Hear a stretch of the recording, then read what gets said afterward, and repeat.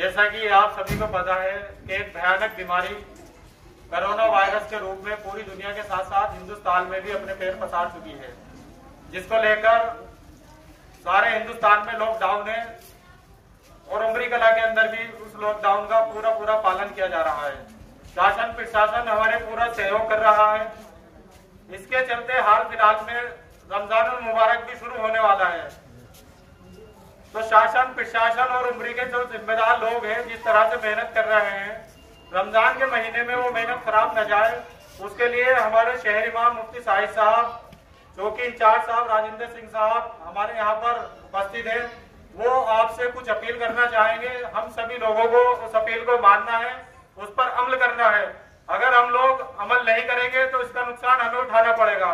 जैसा कि आप सभी को मालूम है कि आपके पास कांट में और गड़ी में वो बीमारी आ चुकी है, और यहाँ पर भी अगर हम उसका एहतियात नहीं बरतेंगे तो यहाँ पर भी आने में कोई कसर नहीं बचेगी।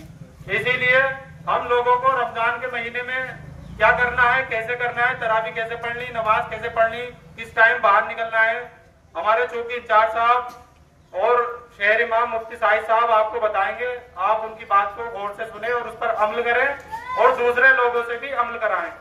अभी हमारे चौकी इंचार्ज साहब आपसे अपील करेंगे, उसको सभी ध्यान से सुने।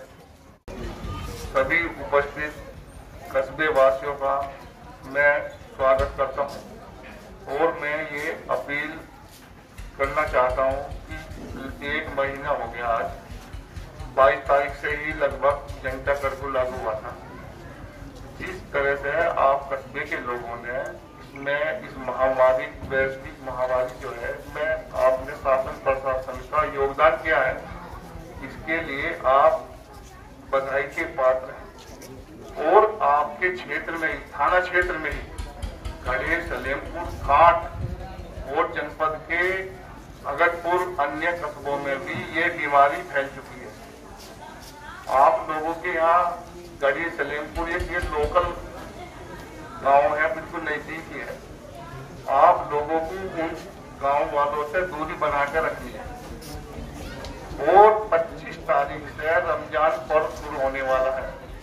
मैं आप लोगों से ये अपील करना चाहता हूँ कि इस रमजान पर्व में कोई भी आदमी मस्जिद में नमाज ना पढ़ने की कोशिश करे और तरावी भी अपने घर में ही रहकर पढ़े। इस बीमारी का कोई इलाज नहीं है, केवल दूरी बनाकर डिस्टेंसिंग का पालन करना ही इसका इलाज है। तो मैं ये अपील करना चाहता हूँ कि अपने घरों में रह गए सभी को, बच्चों को, महिलाओं को समझाओ। ये नहीं कि कोई आदमी अपने घेर में, कोई छतों पे तरावी करा रहे, तो ये इससे बीमारी फैल जाएगी और पूरा सबको नुकसान उसका उठाना पड़ेगा।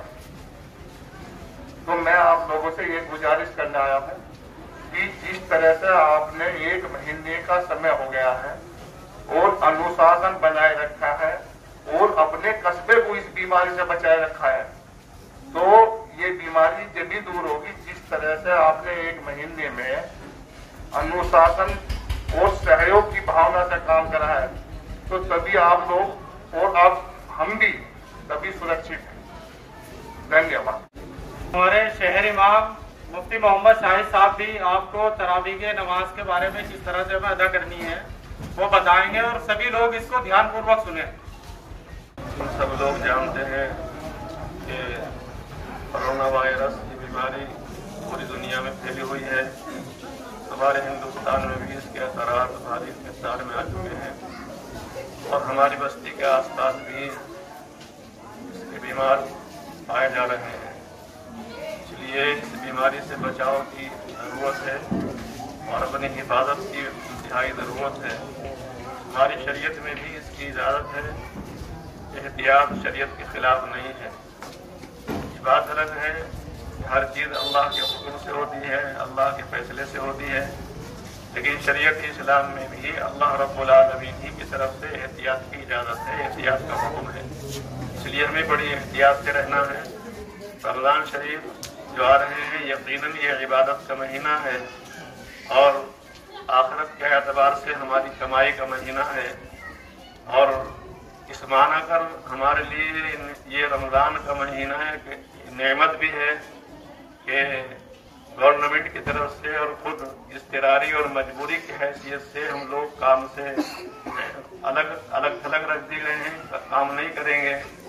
तो इस मौके पर हम घरों में रहकर बड़ी मिक़दार में इबादत कर सकते हैं। घरों में रहकर कुरान करीम की तिलावत करें, अपनी नमाज पढ़ें, मजमा इकट्ठा ना करें। मजमे के साथ रहेंगे तो इसमें बीमारी के फैलने का अंदेशा सख्त हो जाता है। इसलिए एहतियात के साथ अपने घरों में रहकर नमाज पढ़ें, इबादत करें, कुरान करीम की तिलावत करें, रोज़ों की पाबंदी करें।